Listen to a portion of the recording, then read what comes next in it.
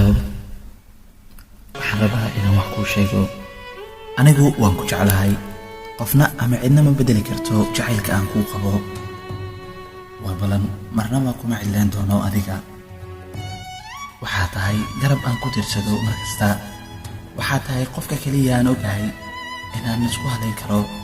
Waxaa tahay jacaylkii noloshayda. Waxaa tahay qofka aniga qaaska ii ah. Anigu adiga ileh, adigana aniga ku leh. jacaylku ma aqoon ilaa aan adigu kula kulmay. waad ku mahadsan tahay inta aad jeceshahay. haddaan adiga kaa fikirayo, dhoola cadeen baa wejigayga soo fuusha iyo xitaa qalbigayga. sidaad u soo gashay noloshayda, waxaan noqday qof markasta faraxsan. wax walba oo aan u baahanahay waa adiga. wax walba waan awoodaa inaan kuu sameeyo aniga noloshayda.